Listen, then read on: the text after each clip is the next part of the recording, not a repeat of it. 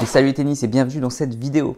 Aujourd'hui, on va voir les tests physiques en préparation physique. Comment évaluer le niveau physique. Alors moi, je vais vous présenter les tests qui sont proposés au sein des ligues et des clubs, qui sont donc proposés et décortiqués dans le document numéro 4 de la FFT. Mais bien sûr, plus on se rapproche du haut niveau, bien sûr qu'il y a d'autres tests beaucoup plus complets, beaucoup plus précis. Je pense notamment aux tests de détente verticale sur les tapis de Bosco ou OptoJump, la VO2 Max sur tapis roulant et les tests musculaires sur Contrex. Bon voilà, on est sur un autre niveau, hein, c'est vraiment le haut niveau. Nous, on va rester vraiment sur les tests que nous, on peut faire en tant que joueurs amateurs et dans les clubs de tennis. D'abord, on va mesurer la force explosive. Donc pour ça, il y a les multibonds, donc 5 sauts successifs avec atterrissage à pieds joints dans du sable. Il y a la détente verticale, donc on met le bras ici, relâché, hein, on n'est pas complètement crispé, on mesure la hauteur, on saute en contre-mouvement de jump, c'est-à-dire qu'on prend de l'élan en étant debout, on saute et on mesure la différence. On a 3 essais. Il y a le lancer de balle de 200 grammes de 9 à 13 ans, puis on passe à une balle de 500 grammes ensuite à partir de 14 ans. Lancer à bras cassés avec un élan de 2 mètres, il faut l'envoyer le plus loin possible. Il y a 3 essais. Ensuite, les tests de vitesse. Donc nous, dans les clubs, on propose 2 tests spécifiques tennis. On zappe tout ce qui est test de vitesse pur sur la piste d'athlée, mais on pourrait les rajouter. Donc il y a la navette, donc c'est 5 aller d'un couloir à l'autre avec changement de pied à chaque fois. Et sur le dernier, on peut sprinter jusqu'au bout. Donc 2 essais. Il y a le test du zigzag. Donc c'est un parcours très spécifique. Je vous affiche le tableau ici. Comme ça, vous pouvez voir comment ça se passe. Et pareil, il y a 2 essais et c'est chronomètre à la main. Et ensuite, pour le test de l'endurance, on a donc le classique, le Luc Léger. Vous savez, c'est les bips où il faut courir sur 20 mètres. Donc vous courez sur 20 mètres, aller-retour. Et à chaque fois que vous arrivez à la limite des 20 mètres, au plot, eh bien, vous devez arriver en même temps que le bip. Donc, vous devez vraiment maintenir la vitesse. Si vous arrivez trop tôt, c'est pas bon. Si vous arrivez trop tard, c'est pas bon. Donc, vous avez un certain nombre d'essais-erreurs, entre guillemets, quand vous arrivez 3 fois. Donc, il y a une petite zone de 2 mètres vers le plot. Si jamais vous êtes en delà de cette zone, vous avez 3 fois la possibilité d'échouer, entre guillemets, 3 fois de ne pas être dans la zone. Et ensuite, vous êtes éliminé. Donc, c'est une incrémentation de 0,5 km/h par minute. Donc, la vitesse augmente. On part à 8 km/h et on augmente 8,5, 9, etc. Et on voit jusqu'à quel palier vous pouvez arriver. Donc, c'est de 0 à 20. Sachant qu'en général, quand même, tout le monde atteint le palier 4, palier 5. Pour arriver jusqu'au palier 8, palier 9, il faut être quand même un petit peu sportif. Et au-delà du palier 10, 12, là, vous commencez à être pas mal.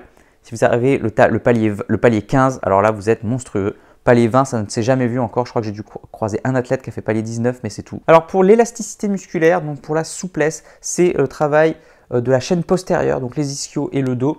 Donc tout simplement, on met les pieds joints et on essaye de toucher ses pieds. Donc en général, on se met un banc, comme ça si jamais on peut aller plus loin que le banc, et ben du coup on gagne des points. Donc voilà, il faut descendre le plus bas possible. Donc voilà pour les tests proposés par la Fédé.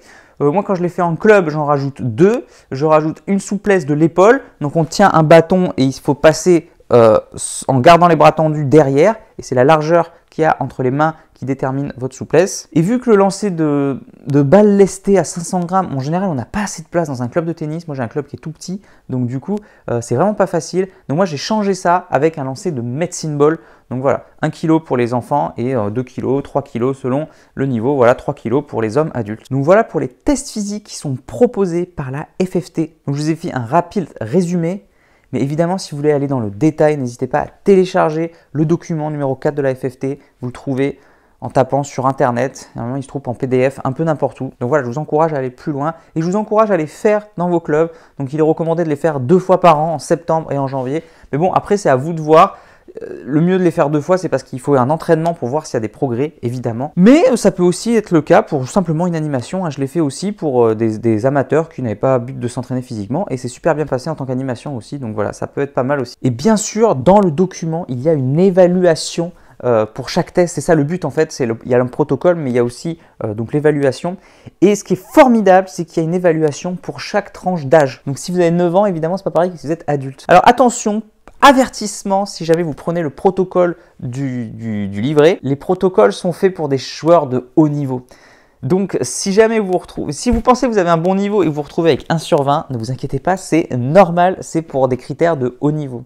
Donc surtout, ne soyez pas dur envers vous-même, c'est très difficile, on a tous beaucoup de mal à avoir des bonnes notes. Mais c'est quand même sympa de pouvoir se comparer à la crème de la crème. Voilà pour les tests de la FFT, n'hésitez pas à me dire ce que vous en pensez et quels tests vous faites en fait concrètement, qu'est-ce qu'on pourrait rajouter. Donc n'hésitez pas à apporter votre pierre à l'édifice, vous pouvez noter dans les commentaires quels tests vous faites en tant qu'athlète, en tant que préparateur physique, en tant que coach, en tant que joueur. Et moi je vous dis à demain pour la prochaine vidéo. En attendant, n'oubliez pas, allez jouer au tennis, faites des tests, progressez et surtout faites-vous plaisir. Si vous voulez aller plus loin, je vous propose 2 formations avec 2 experts de la préparation physique. Je vous laisse cliquer sur le lien qui est dans la description pour plus d'informations. Et comme toujours, n'hésitez pas à me soutenir en cliquant sur j'aime et en partageant les vidéos ou à me soutenir sur Tipeee. Merci et à bientôt.